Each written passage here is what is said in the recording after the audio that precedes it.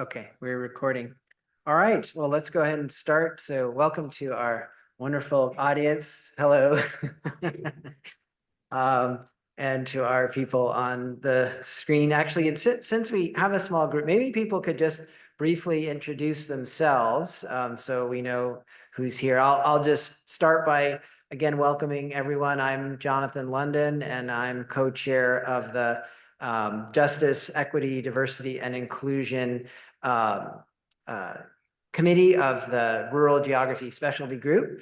And I'll be co-chairing this session here with Lavanya Gupta, who's also part of our committee. And I'll say more once we introduce ourselves. So maybe start here in the room. Hello. So my name is Vijaya. I'm from the Netherlands, but I'm based in Italy. And actually, I work on very different topics. I work more on urban peripheries, let's say, and social infrastructures. But I'm at the abstract, and I thought it was a very inspiring abstract, so that's why I'm here. Great. We're glad you're here. All right. And maybe just going from my right here, Emily, would you like to introduce yourself? Hi, I'm Emily. I'm from Quebec, and I work on agroecology. Okay, great. Thank you. Welcome. And Abigail? Hi guys, sorry, I'm streaming off of my phone right now, so my my bandwidth's not good. But I'm Abigail. I'm an environmental social scientist. I work for the U.S. Environmental Protection Agency, so I cannot be there in person. If you know about any of the stuff that's happening in the U.S. right now, I think things are not super great at the Environmental Protection Agency right now. But I'm really happy to be here. Thanks for coming and sharing your work with us. Wow, so glad you're here, and I'm feeling for you with must be such a difficult time there. Maybe we could even bring that into the conversation possibly. And then it looks like Ava. Hi, I'm Eva. I'm a first-year master's student at University of New Mexico and broadly interested in rural land ownership in New Mexico. So really excited to hear this talk. Thank you. Great. All right, very good. Okay, and we'll introduce Lavanya and Malika and just well, actually let's go ahead. We'll do it just so everyone is on the top of the hour, and then I'll do more formal introduction. So Lavanya, would you like to just briefly introduce yourself? Okay, hi everyone. I am Lavanya Gupta. I am a research scholar at Tata Institute of Social Sciences in India. I basically work on in a bigger umbrella called rural development, and I'm currently researching on cultural entrepreneurs who are trying to regenerate rural spaces in different aspects. Uh, also, I am a student representative to our rural geography specialty group, and I am also editing their blog called Just Rural Futures, and everyone is invited to share their pieces with us.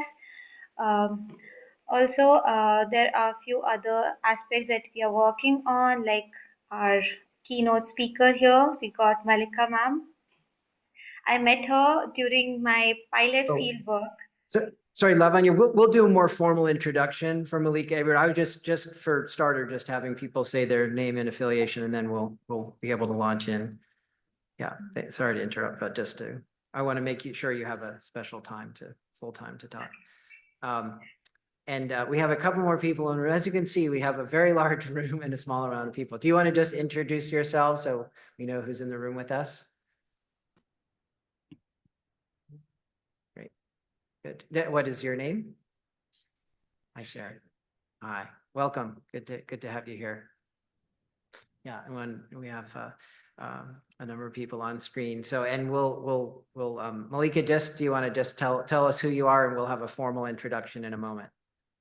Hello, everybody. My name is Malika Virdi, and I'm speaking to you from the Indian Himalayan region, from a small village called Sarmoli in the state of Uttarakhand, very close to the Nepal-Tibet-India tri-junction. So much for the moment. Great. Thank you so much. All right.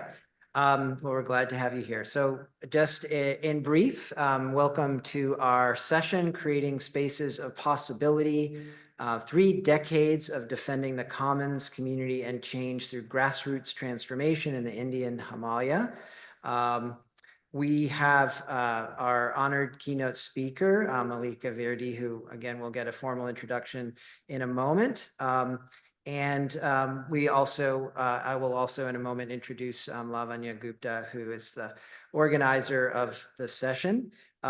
So briefly, the session is part of a larger effort by the Justice, Equity, and Diversity and Inclusion Committee of the Rural Geography Specialty Group. And it's part of our effort to expand the spatial, discursive, and topical scope of rural geography. We're really trying to better include the global majority. The rural geography has been somewhat of a inward-looking group coming out of sort of largely Midwestern agricultural analysis over its initial decades, but has begun expanding to different places, different populations, different issues, a different politics. And it's really important, we think, to include that much greater diversity, both from a point of view of intellectual rigor, but also with a politic to it, with the sense that this is a field that really can make a difference in the well-being and equity in rural communities, and we want the field to better reflect that.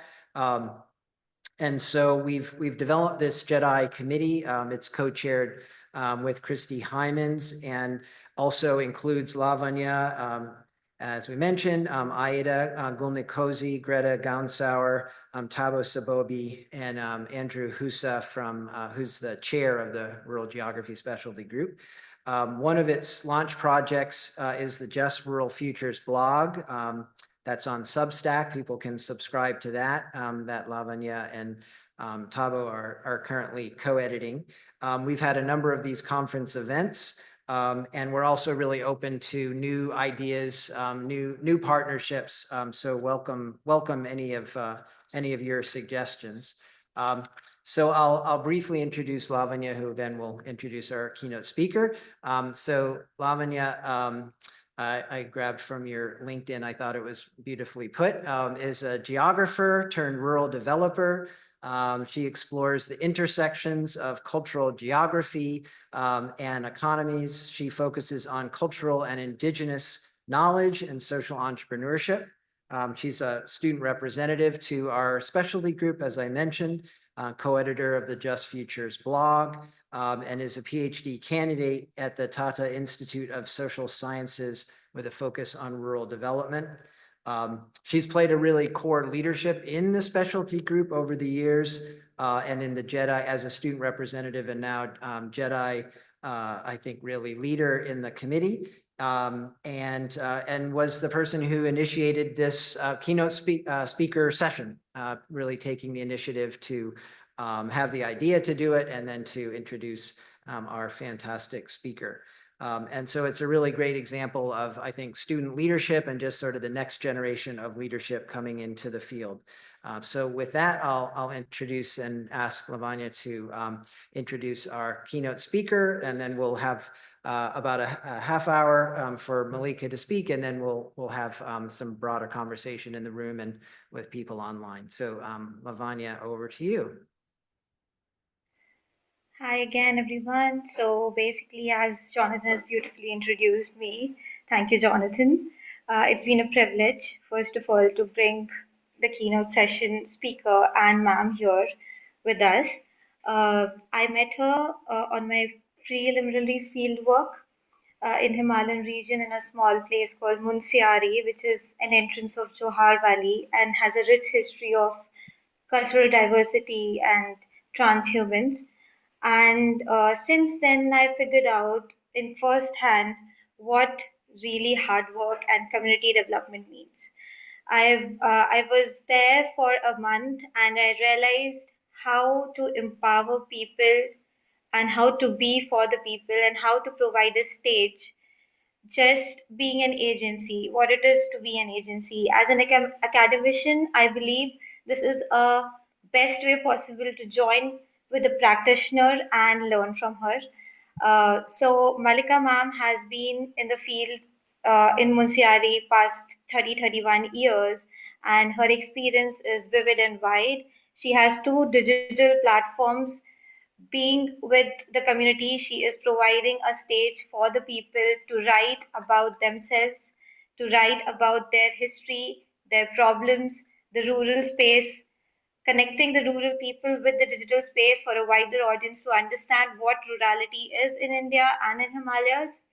Also, her journey is remarkable from being an urban professional and going back to the rural spaces of Munsiari and being elected as a sarpanch, working as a one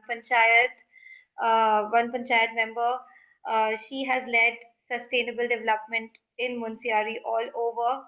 I welcome her with all my heart, who will share with us the 3 decades of her journey of supporting the forest, commons, empowering women, and creating innovative development model that challenges the traditional urban-centric change for rural geography.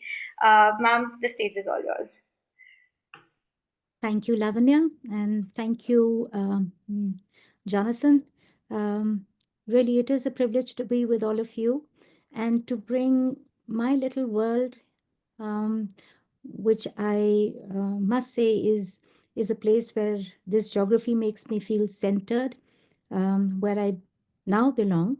Within the Indian way of looking at life. There is the place where you're born, which is called Janma Bhumi, and there is the place where you live and work, which is called your Karam Bhumi, which really means the place where you live your life out and your dreams and your aspirations. And if you're lucky, you also die there. So I would like to introduce myself also as a farmer, as someone who needed space, who needed a large landscape. So, Lavanya, when you said that I left an urban landscape to choose a rural life, it was, I think, a basic human need, where we need a connection with the landscape, with nature. So that's what brought me to this place. When we're talking about creating spaces of possibility, I will be sharing with you a unique institution called the Van Panchayats, which is really a community forest institution which has been legally recognized by the government. And this is managed by the people who own these commons. So the right holders will then elect a council, and this council will then, on behalf of all the right holders, regulate the way we use and conserve the natural resource base, for direct use and for indirect use. I'll talk more about that. So my story is going to be pegged around the Van Panchayat, Van as in forest and Panchayat as the council. I speak to you from a small village called Sarmoli, which is located in the state of Uttarakhand. Uttarakhand is one of the 11 Indian smaller states within the Indian state, and we are located very close to the Nepal, Tibet, India tri-junction. So we're in a little corner on the first rise of the Greater Himalaya. I just have snow mountains just outside my window. We have, like any mountainscape, terraced fields, and a forest that we then conserve and manage together.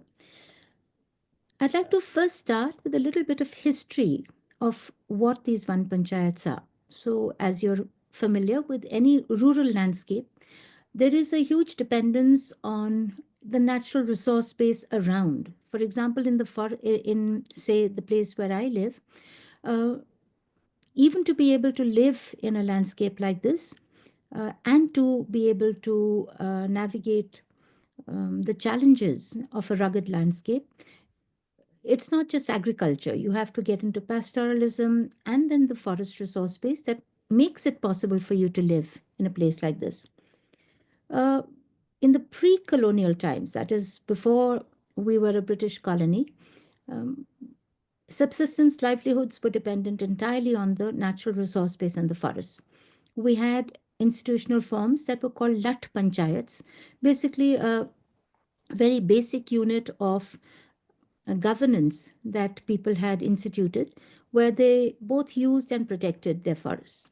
When the British came into this part of our country and were looking at the forest as a resource base for timber extraction, for the war machinery, later on for building railroads and requiring timber, um, they began enclosing and appropriating these forests, which is, if one looks back at about 100 years ago, this appropriation came to a point where the Queen of England declared all forest land that was not privately owned as belonging to the Queen, to the Crown. Eminent domain, which meant, so to speak, for the larger common good, but essentially it was for the colonial state. This basically meant that the people who had been dependent on these forests till now suddenly became thieves in their own backyard. And there were small protests, which then slowly snowballed into larger protests. To no avail, local mountain people were being arrested. The resistance grew to a point, this is about 100 years ago, the resistance grew to a point where people then decided that, okay, if we cannot use our forests and we are thieves in our own backyard, then we will not allow the state, which was then the colonial state, to have access to the forests either.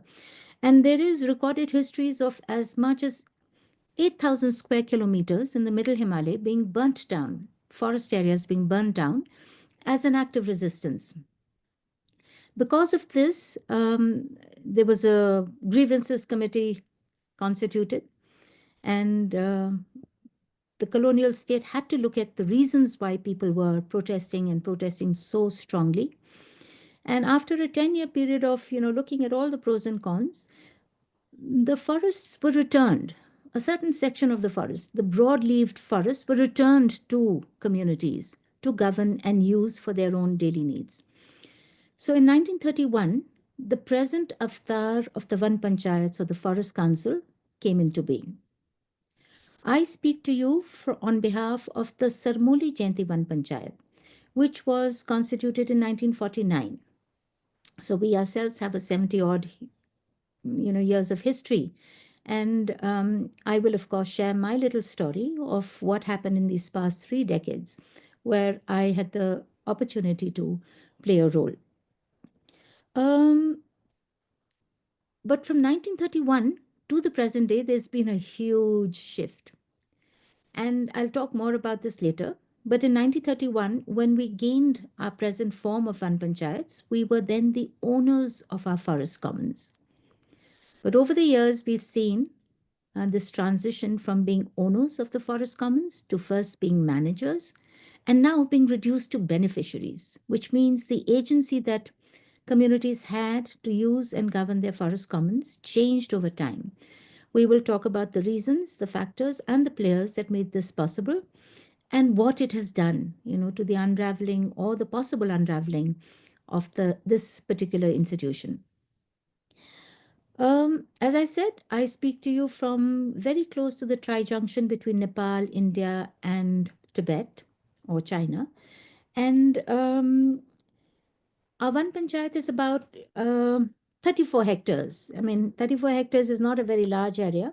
We have this notion of all the people who live on this landscape being right holders. So 34 hectares is governed and used by 365 right holder families. Actually, the ratio is not a very healthy one. You need a far larger base to be able to support this kind of population. But as of now, that is the area we have. Our neighboring Van Panchayat has 88 hectares that are owned by some 40 odd families. So you can see there's a huge variation in the number of families that depend on these forest commons. Our forest is one of oaks and rhododendrons, has a rich biodiversity. We have about, just to give you an example, 10 galliform species. Galliforms are basically the pheasant family, 10 of them in this very small 20 square kilometer area. There is a small but significant dependence on our forests. And I will elaborate the kind of dependence. What is the relationship that we share with our forest commons? And why do we govern it the way we do? To give you a little snapshot of where we are located, like I said, on the first rise of the Greater Himalaya, the road came into this region just in 1972. So, our integration with the market economy has been fairly recent. Phones actually came in, the telephone came in 1990, but now we have internet, high-speed internet, and we have, of course, we're much better integrated with the market with its own consequences. Sarmoli is located in a valley called the Gori Valley. The river that runs across our valley is about 100 kilometers long, and it's a tributary of the Kali River, which divides which is a boundary, international boundary between India and Nepal. But what is significant about this valley is the fact that the altitude gradient of this small valley this 100-kilometer valley is from 500 meters to 7,400 meters. So in a short distance of 100 kilometers, you have an extensive altitudinal gradient, which of course then gives rise to geographies that support a very rich diversity of both plant species and animal species. The second thing that is significant about this particular valley is that with this altitudinal gradient, you also have different climate types. Climate types that you could actually find across continents, from subtropical to polar, and vegetation types that correspond to these climate types. We are also at the midsection of the east-west axis of the Himalayan range, which means we have an overlap of the biogeographies of both the eastern and the western Himalayas. So there is an overlap where we live. And there's also the impact of the Tethyan Himalaya, which is close to Tibet. This is just to describe the setting. Now, in this story, where do I come in? As Lavanya said in the introduction, some 3 decades ago, I came to make this my home. I remember when we landed in this village, and we come from cities with this notion of how you live off a landscape and conserve it. The urban obsession with conservation. I came pretty much with that mindset. And I remember when I got to know about the institution of the Van Panchayat, we all were eager to join. And immediately we were told, no, sorry, no entry. And you realize that unlike an open access regime, Forest Commons has right holders who can include, exclude, their boundaries, their resources, the users are defined. And clearly our Van Panchayat had its boundaries very well set. In 10 years' time, attending meetings regularly and understanding the significance of the fact that here is a landscape which is rich in natural biodiversity, cultural diversity, with a governing body that owns and uses their landscape effectively, that my presence there and actively participating, 10 years down the line, I got elected as the head of the Forest Council for the first time in 2003. A little bit about what happens. So if you have 365 right holders, you elect a 9-member council. Within the rules that exist, you have a fair representation amongst these 9 council members. You have 4 women, reserved seats for 4 women. You will also have space for the marginalized groups like scheduled castes and scheduled tribe. There's a 5-year election process. There's supposed to be democratic governance. You then decide how you use your resources. You have powers to frame your rules, decision making in the context of, say, who's going to graze their cattle and when? What if people violate rules? How do you then, levy fines or ensure that the decisions taken are respected? What about boundary disputes, with neighboring Van Panchayats? So this was our mandate.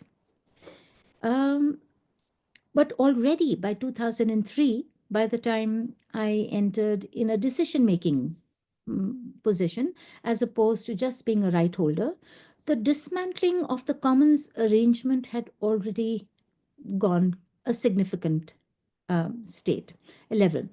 How that happened, I will be speaking about a little later, but the role of the state and how they continue to dismantle and alienate communities from these forest commons.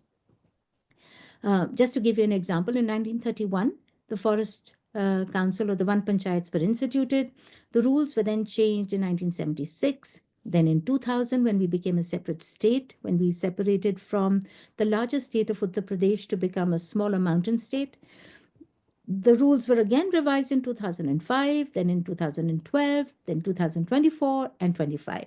And this unraveling that has been happening constantly, we will look at the reasons in time.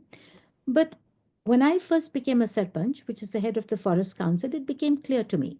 If you want to talk about conservation, you have to talk about livelihoods. You have to recognize that people are dependent on these forests, not just for their subsistence and survival, but for their very well-being.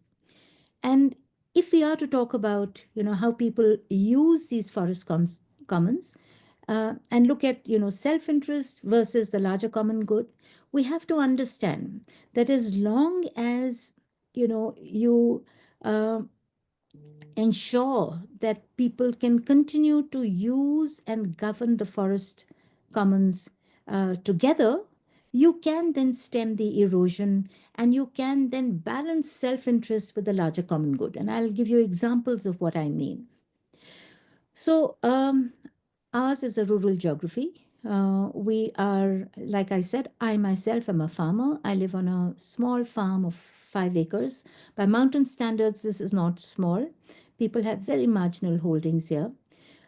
This valley, the Gori Valley itself, is about 2,200 square kilometers, and only 4.5% of the land is really agricultural land, terraced fields. 64% of the landscape is Van Panchayats or the forest commons. So clearly, the forest commons play a very significant role. And in which way, I will open it up. For example, for me to be a farmer, I know that for every unit of agricultural land I have, I need at least 4 units of forest land. These are studies done in Nepal, our neighboring state, nation state, where it's become clear that for mountain geographies, where, for instance, in our valley, where the rainfall, average annual rainfall is about 4 meters annually, and this is not counting snow precipitation, the nutrients leach out of the soil. And therefore, to replenish the nutrients, you need fodder from the forest. You need, of course, cattle, farmyard, you make farmyard manure. That's what makes your fields nutrient rich enough to be able to grow any crop. So this is one level of dependence that for any agriculture to take place, you need your forest commons. Second, like I said, you need livestock to make farmyard manure, and you get your fodder from the forest as well. Holdings are small, land holdings are very small. So for people who do not have much land, their dependence on the forest is so much greater. So the poorer you are, the greater the significance of the forest commons for you. The same with water. Our water security, all the streams, from first order streams, starting from little seepages, that's what makes it possible for us to live on this landscape. But what we've noticed over the years, what I've noticed and we've recorded, is when we had, say 20 years ago, where we had perennial streams, they've now become seasonal streams. So from a water-rich region, we have begun to experience scarcity. Slope stability also depends on the health of our forests, and we are well aware that for us to be able to live on this landscape, the forest commons need to be on a stable footing. There's also a lot of interdependence between, whether we are located on a northern slope or a southern slope. Southern slopes, which are sunnier, have more grass plots. Northern slopes have more trees because they have higher moisture content, and therefore there is an interdependence. In all these aspects, one realizes that even today, our dependence on our forest commons is pretty high. Changing in nature, because now agriculture is declining, animal husbandry is also going down, but for water security, for slope stability, it still is a significant part of our lives. my role when one stepped into this kind of a scenario was, okay, so how does one, uh, effectively govern these forest commons that clearly we're so dependent on? First of all, it was about democratic governance. Like I said, we have 365 right holders. Not everybody was interested in attending meetings or, even looking after the forest commons. Every time we'd call a meeting, they'd say, sorry, we don't have the time. And why? Because they had to go out and earn a livelihood. So if one didn't speak about livelihoods, we would not be able to get participation because the link between livelihoods and forests had begun to kind of weaken with the market coming in and labor, getting manual labor as a livelihood option. So these things had begun to loosen. Clearly, for me also, it was a challenge to then activate the general body, which meant that just being a right holder did not mean that you had the right to govern or take decisions. You had to be active. You had to be part of the general body. You had to show up. So how do you make them show up? And that's when we realized that we have to think of some non-extractive, broad-based option, livelihood option that would engage people. And I will speak about this a little later, about how we use tourism and the market to leverage their involvement. The second thing that we did, we found that it was mostly the women who were going to these forests to collect fodder, to bring in fuel wood, to graze the animals, but they were not in decision-making positions. They weren't right, they weren't the right holders. It was the male head of the household that was the right holder. So women would come, but we soon realized that they were more like, unpaid family labor who did all the chores but were never entrusted with decision making. So one thing that we did change when I became the head of the Forest Council was to ensure that all women were also recorded as right holders. So they were dual, we set up a dual system where both the male and the female head of the household were right holders. That ensured that they did come for meetings. They did participate, but now they were taking decisions. It was just not a nominal participation. The state, in the meanwhile, of course, had, representation on the Forest Council of 4 women, but that was basically nominal. They also talked about having all women one panchayats, which we thought was a kind of misplaced priority because this is a governance system that is basically democratic. It needs men and women, all members of the society, the marginalized sections, as well as both genders. We did not support that push. Uh, Recently, they had another law where they said every alternate year there'll be a male head of the a male sarpanch and a female sarpanch every 5 years. We feel that is also not really the way you can ensure women's participation and women ensure their space in decision making. But what we did do, as I said, is ensure that women became right holders. Women then began to take leadership roles in both protection, with what we call chokidari, in doing voluntary labor or shramdan, in doing plantation work. The minute we had a formal say in decision making, the leadership played by women became far more obvious. But over time, what we also began to see is that more and more people were shifting away from their dependence on forests to market economies, changing lifestyles, changing aspirations. That's when we thought, okay, let's try and see whether bringing in tourism in a landscape that was rich in its cultural and in its natural biodiversity and heritage, would it work? We introduced tourism as a non-extractive livelihood option.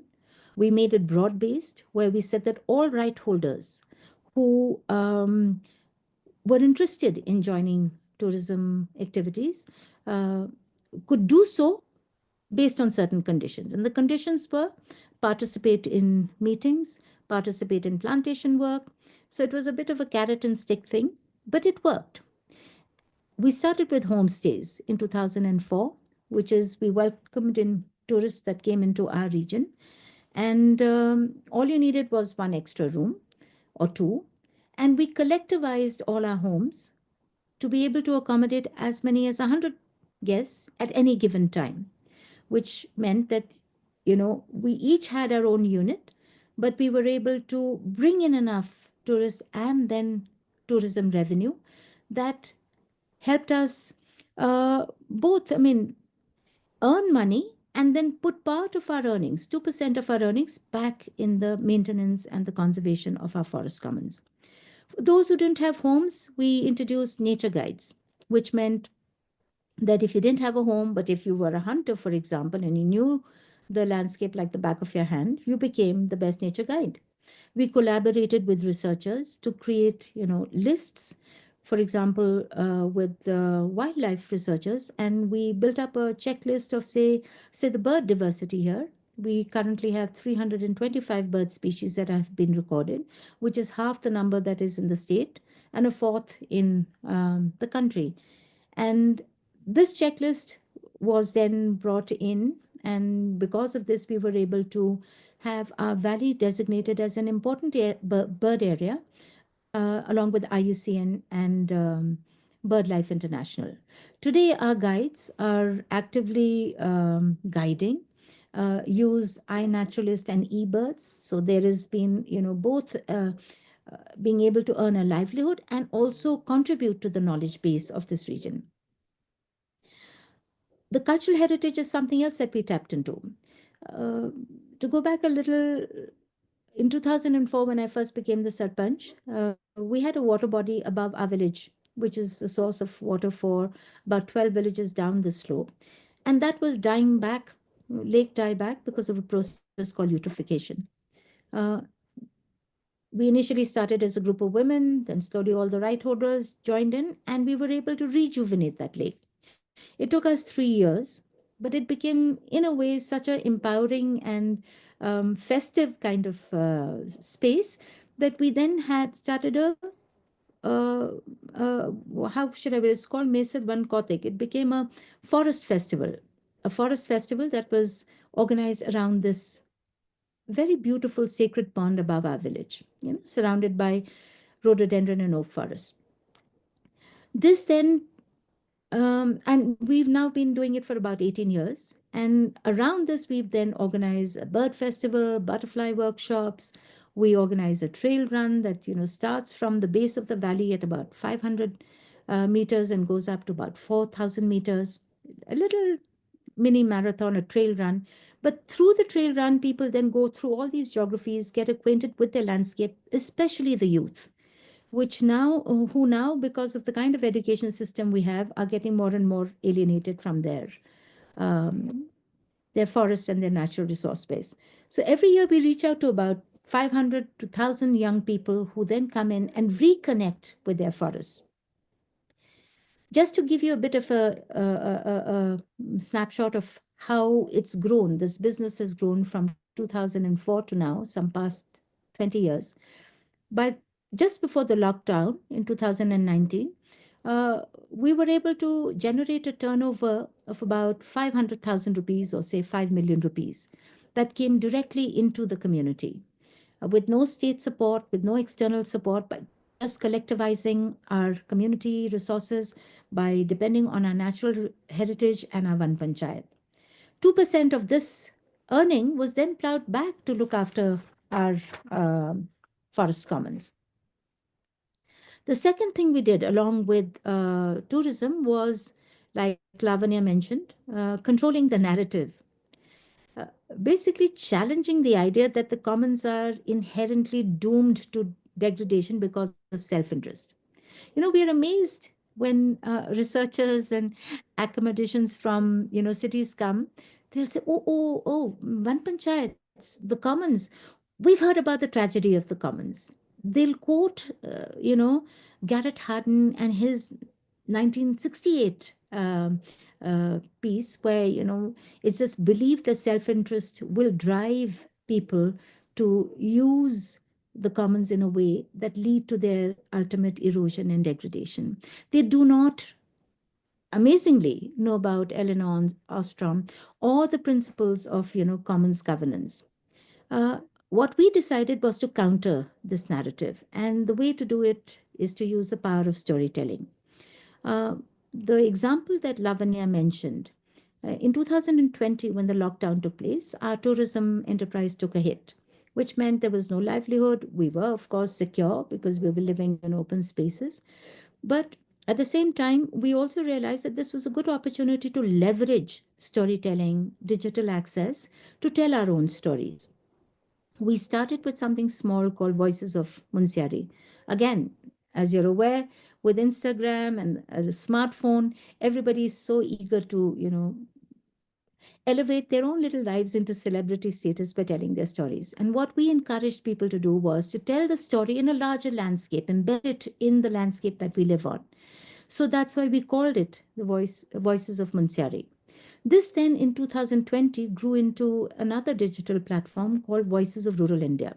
And I would like to invite you to please visit this digital space where stories are being told about our landscape, about our culture, about our lives and our communities, and actually reclaiming a sense of pride and ownership, which then will drive this change, which then will keep us rooted in this landscape and not force people to aspire to a life beyond, the rural geographies that we now inhabit.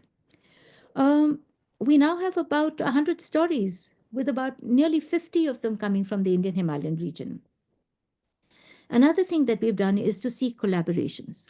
So the story of our little Van Panchayat has been written about on the ICCA digital platform. That's the community conserved areas, which talk about all the territories of life that across the world support human existence and beyond. We also reach out to the youth because we feel that we should use the power of technology, the power of the smartphone. We do mapping of our Van Panchayats, our water sources, our waterways, bring in visual data, document histories of Van Panchayats, not just like ours, but beyond our valley as well, and build up place-based knowledge, because that is what will help people to, decide on strategies that will sustain the commons in the long run. Well, in all this, I've talked about the role that communities play. What about the state? Unfortunately, while the state has given us legal recognition, the governance of the Van Panchayat is under two different departments. The Forest Department, the State Forest Department, which has the overall administration and management and control of what happens in Van Panchayats, and the Revenue Department, which looks after the land records and things like the elections. There is, of course, a turf war between these two departments, with the Forest Department wanting full control. And like I said, what happens with the Forest Department is that they've had to seek bilateral and multilateral funding to be able to support their own existence. So they brought in things like joint forest management into Uttarakhand, which in other states in the country were really looking at wastelands and how you could, have the state and the people together govern those commons, those forests, degraded forests. In Uttarakhand, they try to do the same on Van Panchayats. And just to say that Uttarakhand is the only state in our country that has this institution called Van Panchayats, where people own and govern their own forests. It didn't work well in our state. In the 90s, they brought in Joint Forest Management, or JFM, where they tried to projectize everything. All activities were then governed by rules that were set up by the Forest Department, which slowly alienated people from being owners to becoming managers, and like I said, eventually beneficiaries. So the agenda of how you manage your forests were not being determined by the priorities of people who were dependent on it, but by state priorities. And of course, veering more and more towards the market. To give you a broader picture, the state of Uttarakhand has about 14,000 Van Panchayats. I'm giving you the example of one. And about 10% of our 50 odd thousand square kilometers of landscape is covered by Van Panchayats. Unfortunately, the push that the Forest Department has made to take over control, alienate people from their Van Panchayats, has not boded well. It's actually the death knell. And the latest example of that is this massive push towards urbanization. It doesn't matter whether you're really getting urbanized. We're still, as a state, 70 to 80% dependent on agriculture and on our forests, still our little village and the block Munsiari has been turned into a Nagar Panchayat or a municipal council, which means that we are now supposedly less dependent on our forests, less dependent on agriculture. What they've also done, despite massive protests from people, is to now alienate us from our forests where no elections are going to take place. I've been a sarpanch for 2 terms. Now, no longer will there be elections. The mayor of the of the Nagar Panchayat or the town council will nominate a sarpanch. But with priorities that are now looking towards urbanization, what are they going to do for conserving the forests? What are they going to do for agriculture? So that is something that we feel is a death knell in a way for one panchayats, unless of course we do something. And it is really prioritizing market dependence and what we call contractor Raj. So what is the way forward? I think the one panchayats in their present avatar are under severe pressure from the neoliberal market economy and the push that is taking place. But of course, that's a much larger struggle. That's where the real tragedy lies, not in how we govern our commons, but the way our economies are moving. During the lockdown, we clearly understood that we were fine because we not just survived the lockdown and the COVID onslaught, but we actually thrived because we had open spaces, our water, our land, everything was secure. There are options for us. We do believe that the Forest Rights Act of 2006 is something that perhaps we should now be moving towards, because there in 2006, it was to, in a way, correct the historical injustices and vest back forest rights to people who've been dependent on it historically. There are, of course, challenges. We can discuss that in our question and answer session in case anybody's interested in what the challenges will be. But in a way, it's back to history. We feel that the struggle that took place 100 years ago, perhaps that's the way we need to go. Perhaps we need to understand that the sheer geography that we live on can only be possible if we keep the commons alive, our relationship with the commons alive. One last example with climate change. Over the years, we've witnessed far more extreme weather events happening repeatedly. These extreme weather events, whether it's rain, floods, or forest fires, we find that where one panchayats are healthy and have a strong ownership and a connection with their land and with their forests, they do react quickly, they're resilient, they look after it, both the forest and the people recover. But where there is alienation and where, the forest department is taken over, people will sit back and say, well, you've alienated us, you handle the situation. And in that, or pay us to look after the forest, which is projectization of the whole thing.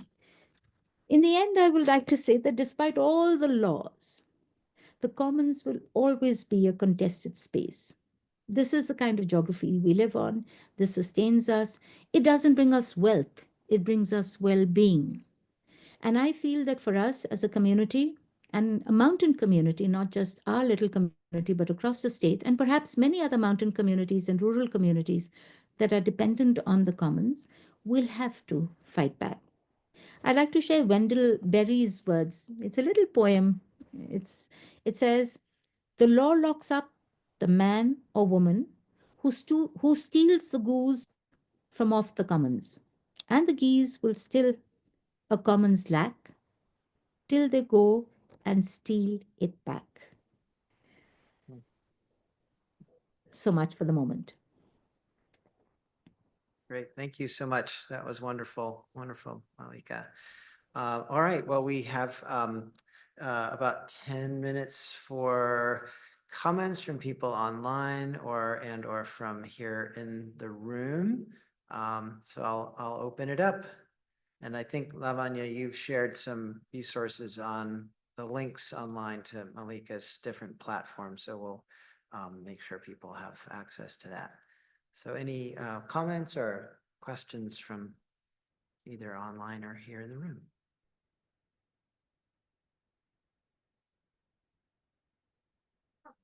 Yes, please do. Can you hear when she's speaking from the audience? or I can repeat it also.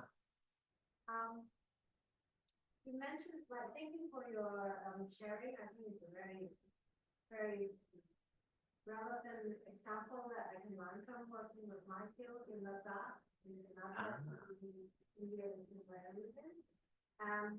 But what I'm quite interested in the running of the responsible tourism model, I would like to ask more about how you prep, like train, or I would say prep the host or the villager as responsible host when engaging in responsible tourism.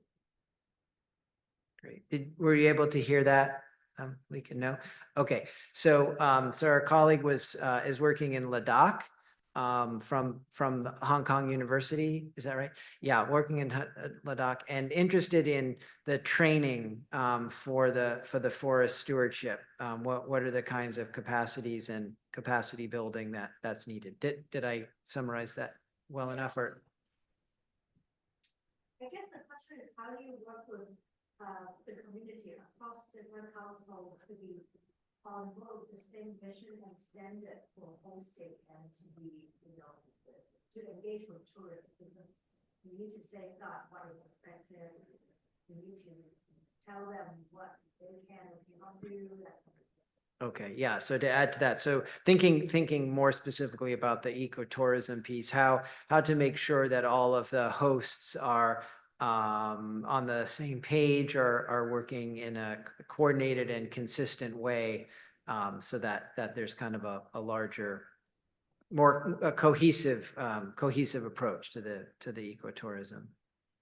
Yeah, so just to say that, communities that are dependent on their forest commons already have a very deep link. There is, a cultural connection, there is an understanding of that space.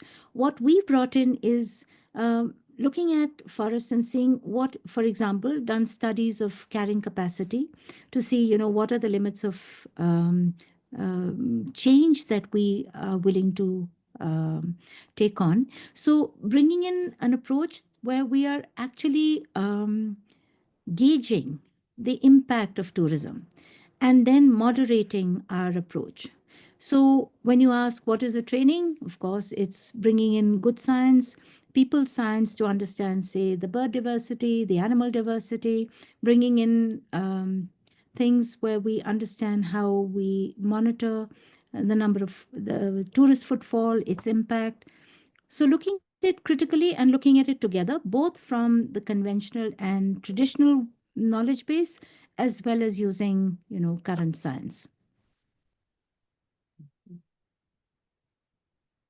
Did you have any follow-up to, if you had any more you wanted to get from that?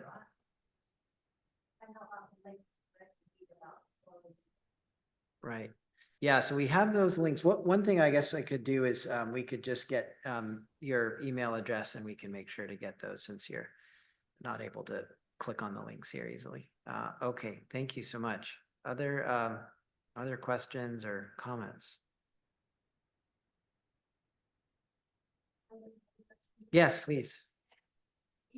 Change of making, but yeah, the change from making the women also right holders, so entitled to be right holder. How did it go within the community? Was there resistance from, let's say, the male parts or the state as well in that change, or was it kind of accepted, more natural transformation? So the question is in the shift to greater women's ownership and stewardship and leadership and enfranchisement, was there resistance from the men in the village or from the state itself? What did that shift look like? Yeah, so as far as that is concerned, it is the women who interface the most with the natural resource space, for the simple reason that it's unpaid labor, and women are the ones who will be gathering fuel wood, firewood, fodder. So the interface is women. It's when we started taking decisions. Of course, there was some amount of resistance when we got into leadership positions. For example, one way that the resistance came was when we were rejuvenating the water body, Mesur Kund. There is a lot of there are belief systems that women should not be in a sacred area, notions of purity, pollution. We had to push past that. It was hard because patriarchal norms say that a woman who's menstruating cannot go into the forest, cannot be in a water body, but we managed to push past that. My being the head of the Forest Council also brought in resistance, not just because I was a woman, but also from the contractor lobby that looked at the forest as real estate, whereas we as women looked at it as something that sustained us. The government, if you look at the state's role, it's more nominal, just representation, symbolic representation is as far as they'd go. So between all these fault lines, we felt that as women, we needed to basically assert ourselves in the democratic space and not look for special space as women. And I think overall, we've been able to navigate that space quite effectively.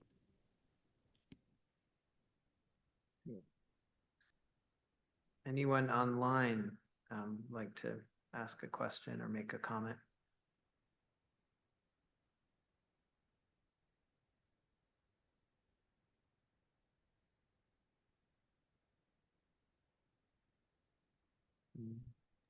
I don't have any questions, but I just wanted to say thank you again. We're very lucky to have you, so thank you so much. And Malika, I think that was Andrew. You can't see that because his just name showing up as AG annual meeting, but that's Andrew, our chair of our rural geography specialty group. Thank you. Thank you. Sure, please.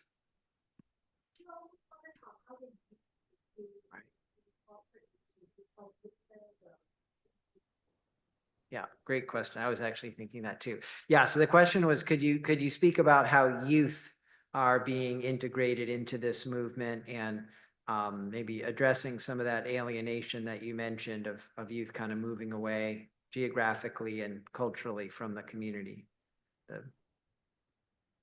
Sorry, I don't quite get the question. My alienation or the alienation of people from the forest? No, specifically young people. You had mentioned Young. youth, the importance of engaging them and what that's like and how you're doing that. Yeah, I think that's a good question because, like they say, if you walk into a forest and you just see old trees in that forest and no young growth underneath, you know that the timestamp is on that forest, because if they're not young people taking over and, relating and connecting with their landscape, the alienation will grow. So one of the things that we've been doing at a regular level is to make sure that the kids walk back into the forest, the kind of nature deficit environment that people are now growing up in, especially in urban areas and increasingly so even in our villages. Our education system now is such that, kids will know about the giraffe and the penguin and will not know about the barking deer or the Himalayan black bear because it's not taught in school. The second thing is that the generation before this used to go out with their animals, graze them. Now kids are too busy in school. So what we are doing is through these festivals and these workshops, reintroducing, reconnecting kids with their forests, organizing small workshops, festivals. And it's amazing, we had the Great Indian Backyard Bird Count, and kids come in every year for these festivals. And when we had this bird count, we thought kids are not going to be interested, they're not going to turn up. And we were amazed at the kind of enthusiasm. So it's just lighting a spark. And nature has its own way of drawing kids in. So our job is to reconnect them, give them the opportunity, and we've seen that the response has been very good. Also using technology. Kids now like to mediate even nature through a phone. So using things that, material that they can access through phones, which then helps them to connect back to nature. Right. Thank you so much. We have Yeah, maybe time. Go I ahead. think I would like to ask ma'am about the fellowship that people you're working with. And this is also an interesting concept where people, especially the youth, is more interested because if there is no money, how to survive. So ma'am is working with the Royal Enfield Himalayan Initiative, right? And there are several youth community people who are associated with ma'am, and they are working in research, developing papers and short, blogs which are well researched to highlight the problems, and they get paid monthly throughout an 8 month fellowship, right? That's an 8 month fellowship, yeah.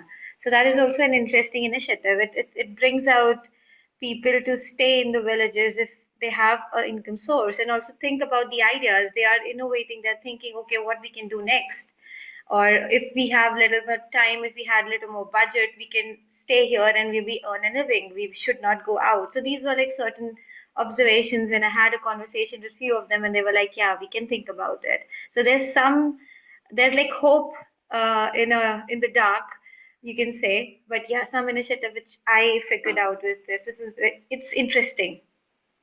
Ma'am, if you would like to share a little bit more about it.